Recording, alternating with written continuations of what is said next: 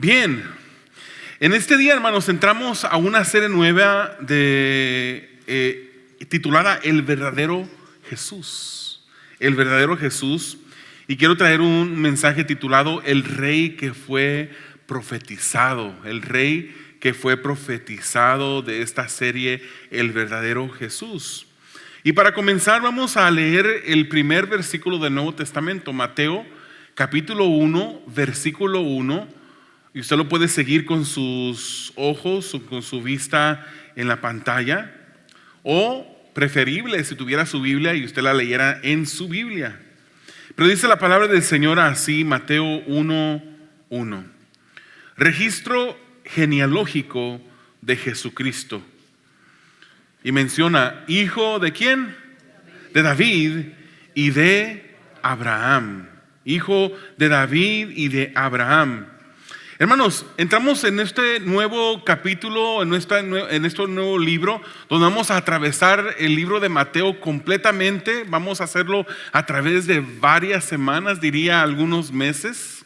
Así es que el día de hoy tengo la tarea, yo creo, más difícil de todas.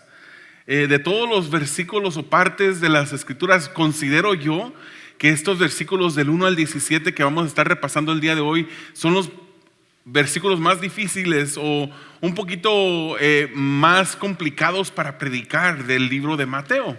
Yo le voy a decir por qué en un ratito. Pero para entender un poquito tenemos que conocer un poquito el libro de Mateo. Y como es la primera vez que lo vamos a hacer en la congregación, por lo menos desde que estoy aquí yo, vamos a entender algunos datos del libro de Mateo. La fecha en que fue escrito este libro, este evangelio de Mateo, no hay un consenso, pero pues tuvo que haber sido entre el año 40 después de Cristo. De acuerdo a algunos comentaristas lo datan así de temprano, 40, o puede haber sido hasta el 70 después de Cristo. La mayoría de los comentaristas dicen que fue escrito a finales de ese periodo de tiempo, entre el 40 y 70 después de Cristo. El autor, ¿quién lo escribió? No hay evidencia interna. Hay veces cuando leemos alguna epístola podemos ver que dice el apóstol Pablo se presenta a sí mismo o el escritor se presenta a sí mismo. En este caso no se presenta a sí mismo. No hay evidencia interna, evidencia dentro del libro del Evangelio de Mateo que nos diga quién fue el autor. Aunque desde la historia temprana, y ahí se puede apuntar usted en su hojita que tiene, se atribuye este libro a Mateo, al mismo nombre que tiene. Él era conocido también como Leví.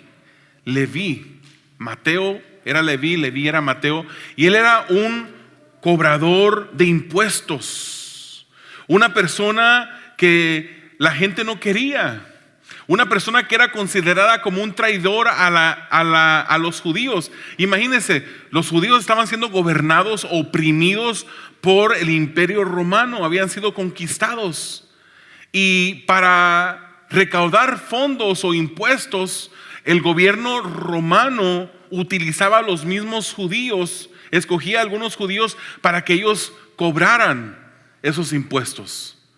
El imperio romano vendía las diferentes áreas del imperio, las diferentes regiones, se lo vendía a alguna persona de alto poder también romano, pero esos romanos contrataban a judíos para que fueran la cara que se entrevistaba con las diferentes personas a cobrarles los impuestos. ¿A cuánto les gusta pagar impuestos?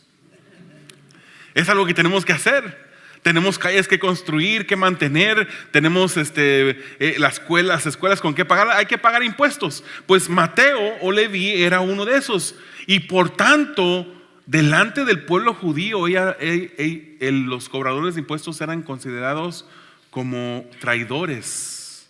No los querían, pero Dios lo llamó a ser su discípulo. Y hay unas bonitas historias sobre Leví o Mateo en las Escrituras que podemos leer. ¿Quiénes fueron los destinatarios? ¿A quién escribió Mateo? Audiencia primordial, pues fue una audiencia judía. Y lo vamos a ver especialmente el día de hoy. Y a través de todo este libro de Mateo vamos a ver diferentes claves. Se refiere a Jesús como el hijo de David. Es importante que los judíos supieran que Jesucristo descendía de David y Mateo frecuentemente menciona o se refiere a Jesús como el hijo de David. También vamos a ver que en este pasaje o en este escrito, en este libro de Mateo, la audiencia original o primordial es judía, porque él muestra que Jesús es el Mesías esperado. Y también muestra a los gentiles que Jesús se dispone a salvarlos también, no solamente a los judíos, sino a todo pueblo étnico. Conocemos por las escrituras que algunos sí lo recibieron. Algunos escucharon el mensaje, aceptaron a Jesús como el Mesías, como su Salvador. Muchos lo despreciaron. Aquellos que eran los maestros de la ley, que eran los que conocían y enseñaban la ley de Moisés, aquellos que desde el Antiguo Testamento conocían muy bien los que los profetas habían escrito, que habían profetizado la venida de ese Mesías que llegaría. Sin embargo, ellos mismos, aunque eran maestros de la ley, endurecieron su corazón y no reconocieron a Jesús como el Mesías. Otros siguieron a Jesús, pero era para que les dieran de comer, otros para que los sanara, otros para que los libertara de una opresión demoníaca. Pero fueron muy pocos los que aceptaron y recibieron a Jesús como el Mesías. Hoy en día, no todos los que llegan a una reunión religiosa son hijos de Dios. No todos los que se sientan en las congregaciones son hijos de Dios. Algunos están en un proceso de serlo, algunos ya lo son, algunos llevan muchos años siéndolo. Pero la palabra del Señor es clara, que aquellos que hemos puesto nuestra fe en Jesús, los que hemos creído en Jesús, los que no solamente le llamamos Señor, sino que lo consideramos un Señor de nuestras vidas, que sometemos nuestras vidas a Él, esos somos los que somos hijos de Dios. Todos en el mundo son criaturas de Dios, pero no todos somos hijos de Dios. Y Mateo es uno de los temas que va a abordar más adelante. Incluso también vemos eso en Juan, ¿verdad? El Rey Jesús es uno de los temas del libro de Mateo. Mateo va a comprobar y va a llevarnos a las escrituras del Antiguo Testamento. Mateo hace más de 60 referencias al Antiguo Testamento. ¿Usted cree que cuando Jesucristo murió en la cruz del Calvario como un cordero inmolado, ese era el cumplimiento de la imagen que vemos en el Antiguo Testamento, donde los corderos eran llevados a ser sacrificados por las personas para cubrir sus pecados? No se les perdonaba sus pecados, sino que eran cubiertos nada más. Pero Jesucristo es el perfecto cordero que dio su vida en la cruz del Calvario.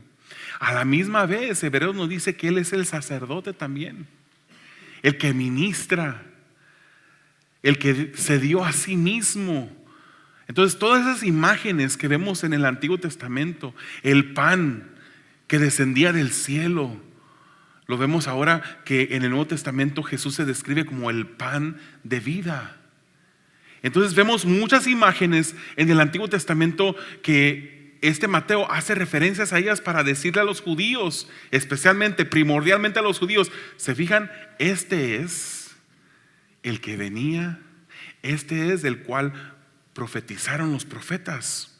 Si vemos las diferentes profecías, Isaías 7:14, esto no está en la pantalla si usted quiere apuntarlo, pero Isaías 7:14 profetizó su nacimiento virginal. Su nacimiento virginal, nació de una virgen. Miqueas 5:2 profetizó que el Mesías nacería en la ciudad de Belén, en el pueblo de Belén. Oseas 11 versículo 1 profetizó su regreso de Egipto después de la muerte de Herodes. Isaías 9 y también el capítulo 60 profetizaron su ministerio a los gentiles, no solamente a los judíos. Isaías 53:4 profetizó los milagros de sanidad que él haría. Salmo 78:2 nos muestra que Él vendría enseñando parábolas. Zacarías 9:9 nos da la imagen de esa entrada triunfal de Jesús a la ciudad de Jerusalén. ¿Se recuerdan? Una semana proclaman al Señor Jesús, se quitan sus mantos, los ponen en el piso para que Jesús pasara en su burrito. Entrada toda la gente proclamándolo: oh, Hosana, Hosana, el que viene en el nombre del Señor. Pero el jueves, después de ese domingo, muy probablemente muchos de los que lo recibieron en esa entrada triunfal ahora gritaban: crucifíquenle, crucifíquenle. Hermanos, Mateo voltea el pensamiento convencional de cabeza. En Mateo 5:43-44 dice: ustedes han oído que se dijo, ama a tu prójimo y odia a tu enemigo. Pero yo digo, amen a sus enemigos y oren por quienes los persiguen. Eso no solamente es voltear el pensamiento convencional de cabeza, sino es que nos está diciendo que hagamos algo que no sentimos hacer. ¿Verdad que no sentimos eso, hermanos? Cuando alguien nos hace algo, lo que sentimos es desquitarnos, como con ganas de que el Nuevo Testamento no existiera y uno siguiera viviendo en el ojo por ojo y diente por diente. Ahora sí me desquito porque me desquito. Me la hiciste, te la pago. Y te la pago y le agrego más. Jesús el Rey, profetizado en el Antiguo Testamento, Él es el Rey que fue rechazado por los judíos religiosos y el Rey que regresará por sus discípulos. Hubo 12 a los que Él llamó. Uno fue el traidor, pero 11 que se mantuvieron siguiendo a Jesús. Hoy en día también hay discípulos de Jesús. Yo no creo que hay apóstoles. Yo creo que hay llamados apostólicos en la que gente es enviada a predicar. Pero yo dudo de las personas que se autodenominan apóstol. El apóstol fulano de tal, el apóstol. Pero discípulos siguen habiendo. ¿Sabe quiénes son sus discípulos? Nosotros somos sus discípulos. Y Él claritamente dice y explica qué es lo que es un discípulo. ¿Sabía que en la Biblia no hay una descripción que diga los cristianos harán esto, los cristianos deberán de seguir esto? Pero Él sí menciona a los discípulos. Los discípulos serán mis discípulos porque obedecerán mis mandamientos, me amarán. Y hay una descripción total de los discípulos. Nosotros somos sus discípulos. Y ese Rey que una vez anduvo en un cuerpo humano en esta tierra, un día volverá por sus discípulos. ¿Lo estamos esperando? Ya viene el tiempo del año en que celebramos la Navidad. Muchas veces hay personas que celebran la Navidad sin ni siquiera saber qué es lo que están celebrando. Es que es un día de familia. Muy bien. Debe de ser un día en la que nos enfoquemos en la familia.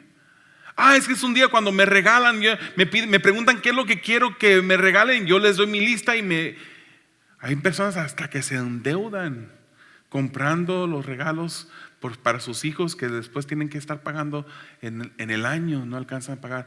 Eso no es la Navidad. No es la Navidad. Si no tiene dinero para comprarle a sus hijos regalos, no tiene dinero. Dios no le ha provisto para que pueda hacer eso. Y nuestros hijos deben de saber y entender que ese no es el enfoque. Muchas veces los sobrellenamos de regalos y esos regalos los desenfocan y los llevan tras caminos que no son correctos. La Navidad, diciembre 25, no es el día tampoco en que nació Jesús. No sabemos en qué día nació Jesús, pero es el día que hemos escogido como raza humana para recordar ese nacimiento. Ya viene. Y estamos recordando a ese Rey que un día llegó y un día regresará por sus discípulos. Un tema sobresaliente. El tema de este libro de Mateo, ya para entrar al mensaje, es que Jesús es el tema, su historia como rey y Mesías, como Él es el nuevo Moisés. Él sube al monte. Vamos a verlo en las semanas siguientes. Él sube al monte y escuchamos que Él predica ese mensaje tan conocido donde nos da las bienaventuranzas. Él sube al monte así como Moisés subió al monte. Se fija estas imágenes que Mateo presenta a los judíos y también nos presenta a nosotros como otros destinatarios, aunque no somos los destinatarios primordiales. Jesús es el nuevo Moisés. Mateo dice que Jesús es Emmanuel. ¿Qué quiere decir Emmanuel? Muy bien. Les aplaudo. ¿Saben lo que quiere decir Emmanuel? Comienza presentando a Jesús como Emmanuel. ¿Y qué dice Jesús al final cuando se está yendo? Las instrucciones que le da a sus discípulos: que vayan, que prediquen, que hagan discípulos, bautizándolos en el nombre del Padre, del Hijo y del Espíritu Santo. Esa es la fórmula correcta. Mateo 28:19. He aquí, yo estoy con vosotros todos los días hasta el fin. Emmanuel, Dios con nosotros. Y Él termina diciendo: estaré con vosotros. Él es Emmanuel. Entonces es la historia de Emmanuel. Nos habla del linaje, del nacimiento, de su ministerio, de su enseñanza, de su misión, cómo fue arrestado, cómo fue llevado a la muerte, pero también cómo resucitó. ¿Sabían que la Biblia nos dice que si Jesucristo no hubiese resucitado, nosotros seríamos los más dignos de que nos tuvieran lástima? Hoy en día el domingo se reúnen las iglesias primordialmente. Y hoy en día habrían muchos grupos regados por ahí que la gente diría: ay, pobrecitos, tienen un Salvador que murió y se quedó muerto. Pero no, nuestro Salvador murió pero resucitó y luego nos entrega una gran comisión de predicar su evangelio a toda criatura. Para introducir el mensaje, yo quisiera decirles que el captar la atención de una audiencia es a veces una tarea difícil. Se recomienda que cuando uno predica, la introducción sea algo que cautive a la audiencia. Ustedes vienen cansados. Seguramente muchos de ustedes trabajaron el día de ayer o si no tuvieron una semana de mucho trabajo y vienen cansados. Le aseguro que su cuerpo preferiría en este momento estar en casa, relajado con un té de manzanilla, unas galletitas crujientes, a lo mejor leyendo algo. O a lo mejor algunos dicen: no, yo prefiero estar durmiendo en mi casa.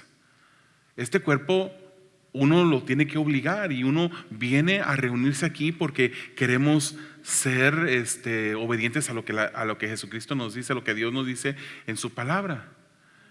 Por eso estamos aquí. Pero cuando llegan ustedes aquí cansados, y de aquí se miran todo, todo se mira. Yo sé quiénes son los usual suspects.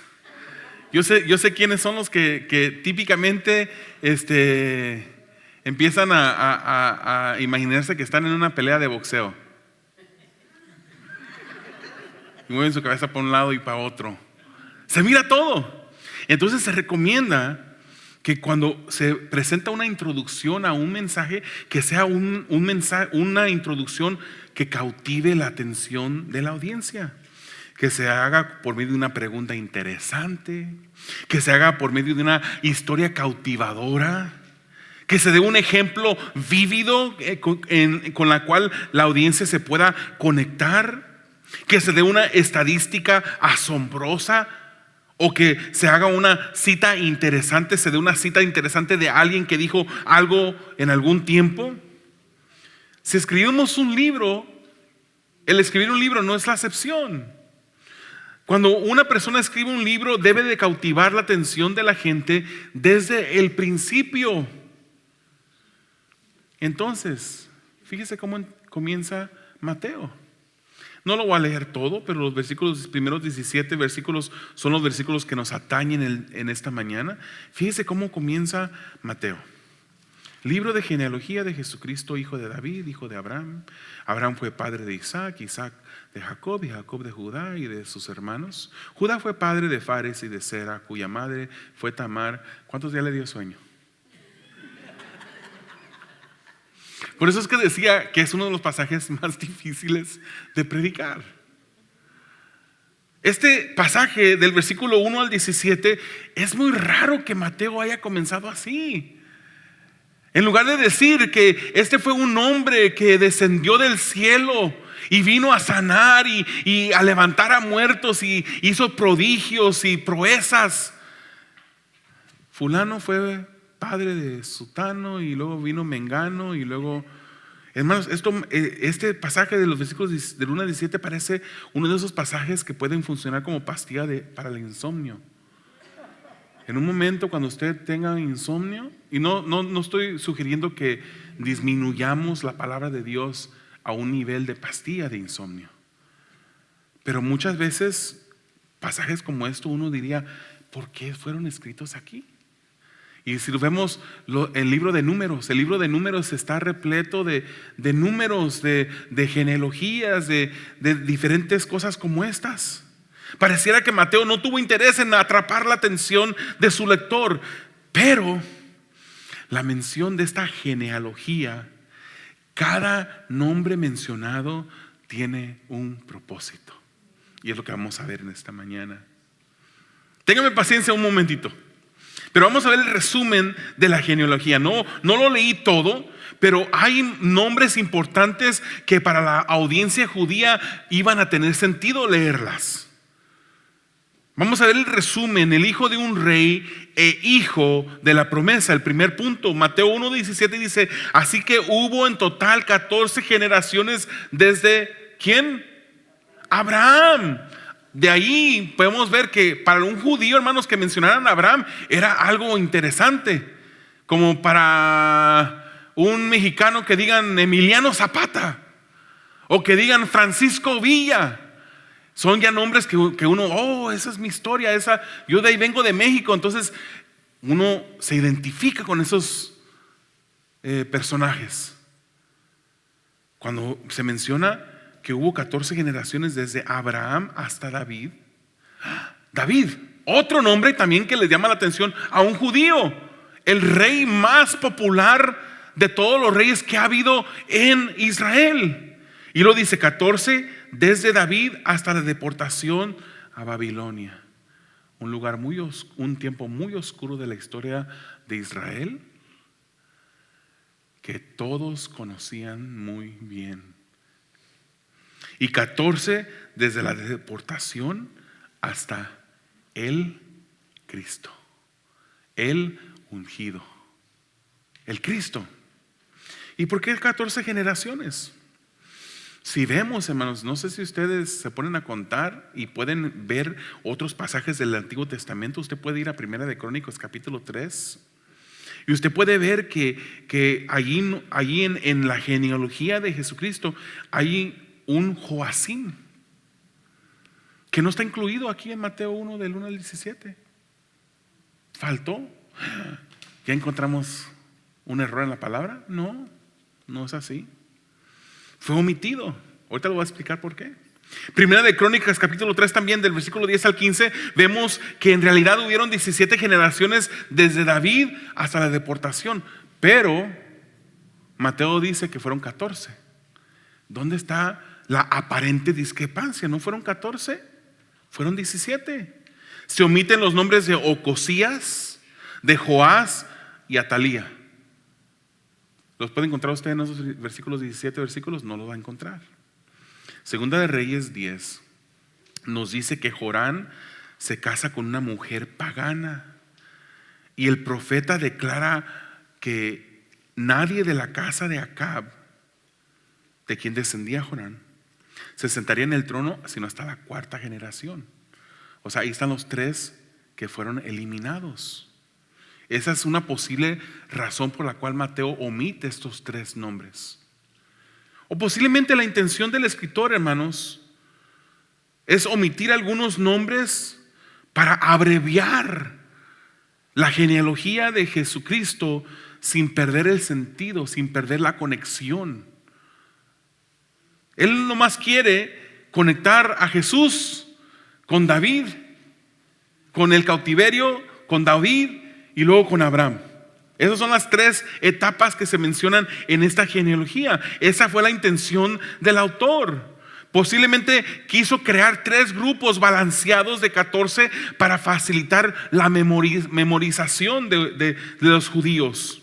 Posiblemente no fue la intención de crear un linaje estrictamente exacto.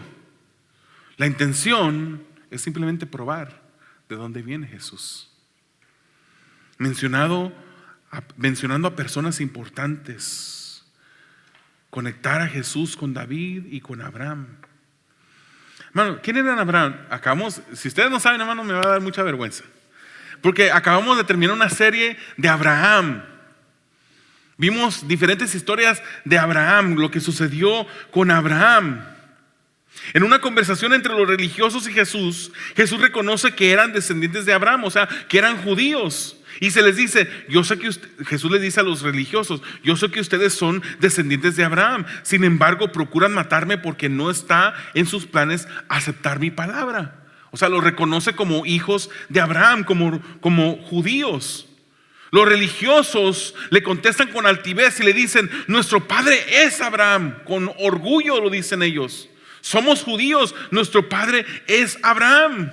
Pero Jesús les contesta, si fueran hijos de Abraham, ya reconoció que eran hijos de Abraham, que eran judíos. Pero si en verdad fueran hijos, si en verdad le dieran honor al hecho de que son judíos, en otras palabras, dice Jesús, si fueran hijos de Abraham, harían lo mismo que él hizo. Y los religiosos le reclamaron, nosotros no somos hijos ilegítimos. Somos hijos de Abraham, no somos ilegítimos como tú. Que has nacido de una mujer que salió embarazada antes de llegar al matrimonio. Eso es lo que pensaban ellos. Aunque sabemos que la Escritura nos aclara ese punto. Jesús les dice, si Dios fuera su padre, ustedes me amarían en Juan 8. Puesto que Abraham era reconocido como padre de todo judío, Mateo se da a la tarea de conectarlo con Abraham. ¿Se recuerda en esta serie que acabamos de terminar, que vimos en Génesis capítulo 12, versículos 2 al 3? Que nos dice así. Le dice a Abraham, haré de ti una nación grande y te bendeciré. Haré famoso tu nombre y serás una bendición. Bendeciré a los que te bendigan y maldeciré a los que te maldigan. Por medio de ti serán bendecidas todas las familias de la tierra. Por Jesús. De Abraham vendría Jesús. Entonces Mateo ahora a la inversa le interesa a él conectar a Jesús con Abraham para que los judíos supieran, es esa bendición, que no solamente será bendición para la nación judía, sino para todas las naciones, todas las familias de la tierra. Entonces él hace ese enfoque. Ahora, la idea de un rey o el reinado es sobresaliente en Mateo. Vamos a ver que habla mucho de un rey, mucho de un rey. Hermanos, vemos la historia brevemente de Jesucristo. ¿Quién trató de matarlo antes de nacer? ¿Que era un qué? Un rey. Los magos que vinieron cuando Jesús después de que Jesús había nacido, y de hecho aprovecho para decirles que si usted tiene un nacimiento en su casa donde están los tres reyes magos allí, por favor no lo saque, porque los tres reyes magos no llegaron cuando Jesús acababa de nacer, llegaron mucho tiempo después. Bueno, eso es un regalito, un side note. No, corrija su nacimiento, no ponga los tres reyes magos ahí con las ovejitas y el niño en el pesebre. No fue así. Pero los magos que llegaron cuando Jesús ya había nacido, ¿qué le dieron? Regalos de un rey. De un rey. Juan el Bautista anuncia al rey que vendrá en su reino. En las tentaciones del desierto, ¿qué le ofrece Satanás a Jesucristo? Todos los reinos del mundo. Jesucristo después se da a la tarea de enseñar las parábolas del reino. Creo que a la hermana Marta le soplaron las respuestas. En la entrada triunfal es una entrada a Jerusalén, una entrada real, de realeza. En la cruz Él afirma su dominio, su poder, su reinado, aún estando en la cruz. Es el rey que regresará para juzgar y reinar.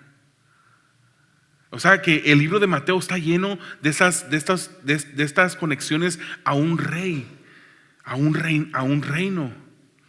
Y dentro de los reyes de Israel, David es conocido como uno de los más grandes reyes. Por eso Mateo necesita y quiere conectar a Jesús. ¿Con quién? Con el rey David. Fue a David que se le prometió que uno de su linaje reinaría para siempre. Se recuerda cuando David se dispone a hacer un templo, él empezó a recaudar o a guardar cosas para construir un templo. Él quería hacer de Jerusalén la capital de adoración para el reino judío. Y él quería construirle un templo a Dios. Hasta ese momento las personas adoraban al Señor dentro de un tabernáculo, una tienda, algo que era movible, que anduvo moviéndose por 40 años en el desierto. Cuando la gente se levantaba y se movía del lugar, desarmaban el tabernáculo y lo movían y lo volvían a armar en otro lugar. Era una tienda temporal donde Dios fue adorado por mucho tiempo. Y David quería, en un día él se levanta y dice: yo habito en una casa de cedro, una casa hecha permanente, y ahí sigue el arca del Señor dentro de un tabernáculo. Le dice: voy a construirle un templo. Él se imaginó, tuvo una visión de construirle algo majestuoso, un templo a Dios. Y él se dispone a hacer este plan, este proyecto. Y Natán, de principio, el profeta Natán le dice que sí, que lo haga, pero luego Dios corrige a Natán en la noche y le dice: no, dile que no. Y Natán regresa con David y le dice: ¿sabes qué? Que no, a ti no te pertenece. Sus manos estaban manchadas de sangre y Dios no quería que David fuera el que le construyera su templo, aun cuando David se conoce como un hombre conforme al corazón de Dios. Pero él tenía a alguien específico que le construiría el templo. Y 2 Samuel 7:5 dice: ve y dile a mi siervo David que así dice el Señor. Y le hace una pregunta retórica negativa. Le dice: ¿serás tú acaso quien me construya una casa para que yo la habite? ¿Acaso tú me vas a hacer una casa a mí, David? Y 2 Samuel 7, versículo 11, la segunda parte, al 12 y el 16 dice: pero ahora el Señor te hace saber que será Él quien te construya una casa. Cuando tu vida llegue a su fin y vayas a descansar entre tus antepasados, yo pondré en el trono a uno de tus propios descendientes y afirmaré su reino. Tú no me vas a hacer casa a mí, yo te voy a construir tu casa. No porque era una casa hecha de material, sino se refiere ahí a una familia, a un descendiente permanente. Dice el versículo 16: tu casa y tu reino durarán para siempre delante de mí, tu trono quedará establecido para siempre. Después de David llegó ¿quién? Salomón. Después de Salomón hubo un rey más, ahí fue donde se dividió el reino. Más adelante fueron llevados en cautiverio. La casa de David dejó de reinar por un tiempo, pero Dios cumple sus promesas siempre. Él cumple sus planes siempre, y por eso envió a su Hijo Jesucristo a nacer de una virgen para establecer el reino, alguien del linaje de David. Por eso es que Mateo usa mucho ese título para Jesucristo, Hijo de David. Hijo de David. Le recuerda constantemente a su audiencia, este es el Hijo que fue profetizado. Para el judío, hermanos, esto debió de ser prueba suficiente de que Jesús es el Mesías. Algunos lo aceptaron como tal, otros lo rechazaron. ¿En qué categoría te encuentras tú? ¿Le has aceptado? ¿Has reconocido que Él es el que fue profetizado? El que puede perdonar tus pecados, el que murió en la cruz del Calvario por tus iniquidades.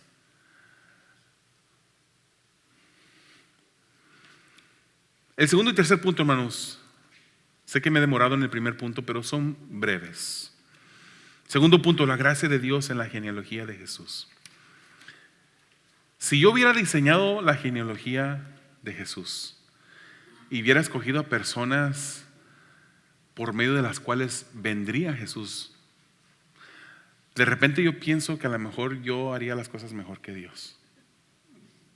Qué equivocado.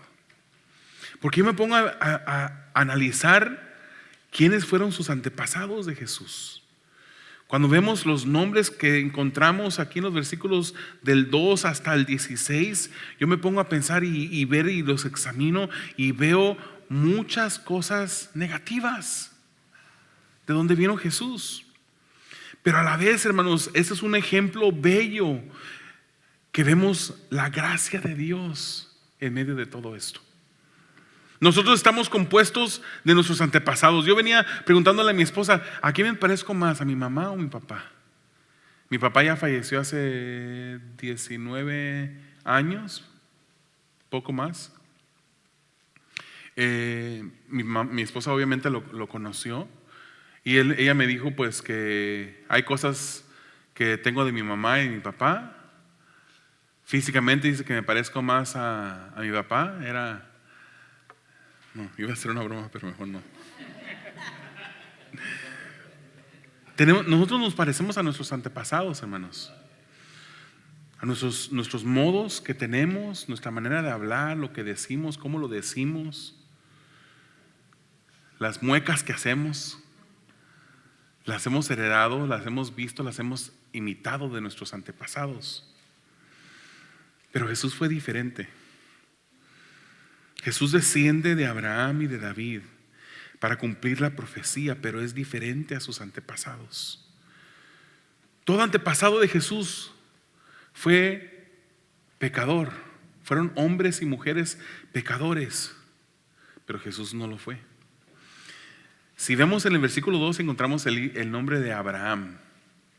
Y aunque lo usó Dios para buenos ejemplos, Abraham, al igual que Isaac, mintieron. Dijeron que su esposa no era su esposa, sino que era su hermana. Jacob, en el versículo 2, engañó a su padre, un padre ya viejito, ciego, indefenso. Lo engañó, no tuvo misericordia de ese anciano. Lo engañó. Se robó la bendición de su hermano Jacob. Jacob se robó la bendición de su hermano. Y luego se casó con una mujer cananea que era idólatra, que adoraba a imágenes. Si vemos el versículo 3, usted va a ver el nombre de Tamar. ¿Quién fue Tamar? Tamar fue la nuera de Judá. Una nuera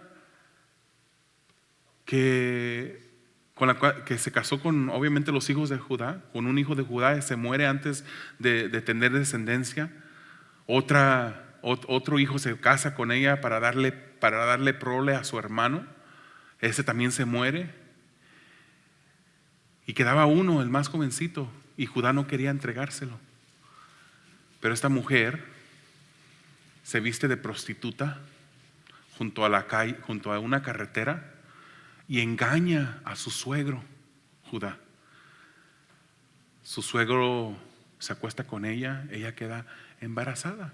Esa era Tamar. No muy buen currículum, ¿verdad? Salmón, en el versículo 4, Él se casó con una prostituta de Jericó. ¿Se recuerda cuando entraron los espías a Jericó? Una mujer que se llamaba Rahab los escondió a esos espías para que no los mataran. Esa mujer era la mujer que hoy en día le dirían la mujer alegre de la ciudad, pero era una prostituta. Ella llegó a ser la tatarabuela del rey David, de ella nació Boaz, quien se casó también con una extranjera llamada Ruth. ¿Y quién no sabe lo que hizo David? Un hombre que vio a una mujer ajena, la deseó, la llamó, se acostó con ella, quiso esconder su pecado, mandó a matar a su esposo para quedarse con Betsabé. O sea, que el currículum de la genealogía del Señor Jesús no es bueno. Y uno se escandalizaría hoy en día si fuéramos de esa familia. Diríamos, qué bonita familia. ¿Se recuerda usted de ese programa mexicano? Qué bonita familia. Todo tipo de pecador se encuentra en esta genealogía. Y Romanos 3:23 nos dice, pues todos han pecado y están privados de la gloria de Dios. Pero Dios, hermanos, usó a los pecadores para que de ellos viniera Jesús, el Mesías perfecto. Hebreos 4:15 nos dice, porque no tenemos un sumo sacerdote incapaz de compadecerse de nuestras debilidades, sino uno que ha sido tentado en todo de la misma manera que nosotros, aunque sin pecado. Y eso nos lleva al tercer punto. Vimos la gracia de Dios en la genealogía, pero seguimos viendo la gracia de Dios a las naciones. La bendición profetizada a Abraham es la bendición para todas las naciones, tanto judíos como no judíos necesitan salvación. Por eso Romanos 3, de 9 al 12 nos dice, ¿a qué conclusión llegamos? Pregunta Pablo. Él siempre hacía preguntas y las contestaba. ¿Acaso los judíos somos mejores? Y él contesta, de ninguna manera. Ya hemos demostrado que tanto los judíos como los que no son judíos están bajo el pecado. Así está escrito, no hay un solo justo, ni siquiera uno. No hay nadie que entienda, nadie que busque a Dios. Todos se han descarriado, juntos se han corrompido. No hay nadie que haga lo bueno. No hay uno solo. Pero es que usted no me conoce a mí. Yo soy buena persona. Yo me llevo bien con mis vecinos. Soy un esposo que le soy fiel, una esposa que le soy fiel a mi cónyuge. Yo incluso dedico mi tiempo para ser voluntario o voluntaria en diferentes cosas. Soy una buena persona. Pero la palabra del Señor dice que todos hemos pecado. Todos tenemos una necesidad de un Salvador. Ese Salvador se llama Jesucristo. Él lo dijo, yo soy el camino, la verdad y la vida, y nadie puede ir al Padre. Jamás nadie llegará al cielo si no fue entrando por la puerta que es Jesús. Hay muchos otros caminos. Y hay un camino que la palabra describe como el camino que es ancho. Muchos caminan en ese camino. Y luego ese camino lleva a una puerta que es ancha. Pero es un camino a la destrucción. El único camino que lleva a la salvación es el camino angosto. Y Jesucristo es esa puerta. No digo yo soy uno de los caminos, una de las verdades, una de las vidas. Yo soy el camino, el único, la verdad, la vida. En ningún otro nombre hay salvación. Ningún otro nombre que ha sido dado a los hombres hay salvación, sino que es en el nombre de Jesús. Asegúrate que has agarrado, que has puesto tu fe en el Señor Jesús. Si no, el día que tú mueras, te llevarás una gran sorpresa. que tú pensaste que por tus obras, que porque tú eras una buena persona, que porque tú no le hacías mal a nadie, eras un buen vecino, un buen prójimo al prójimo, que por eso tú te vas a salvar. No somos salvos por obras, solamente por la obra de Jesús en el Calvario. Somos salvos por gracia mediante la fe. ¿Estás tú en ese camino? ¿Puedes tú recibir de la gracia de Dios que esta genealogía nos aseguró cuando vino su Hijo Jesucristo como un regalo de Dios? Demos gracias al Señor. Si tú eres un hijo de Dios, dale gracias. Gracias, Señor. Porque muchas veces vemos tanta nombre, tantas personas, tantos pecadores, todos pecadores. No hay ninguno perfecto ahí más que el último de esa genealogía que fue Jesucristo. Y por medio de Jesús hemos obtenido la salvación eterna. ¿Por qué no cierras tus ojos, inclina tu rostro? ¿Y por qué no nos concentramos en un momento, en unos instantes ahora, de agradecimiento al Señor por todo lo que Él hizo, por haberle placido usar de un pecador, de muchos pecadores, para que su prole, Jesucristo, viniera a este mundo a salvarnos? Yo te quisiera invitar a todos los que están aquí, posiblemente a personas que nos mirarán en un futuro en los medios sociales. Considera que Jesucristo es el único camino. Entrega tu vida a Él. Arrepiéntete de tus pecados. Pídele perdón. No digas, es que no soy lo suficientemente bueno para venir a Él. Mira todo tipo de personas que están en la genealogía de Jesucristo. Él es suficiente para salvar. Nunca, jamás será suficientemente bueno para venir a Él. Simplemente ven a Él. Pon tu fe en Jesús y serás salvo.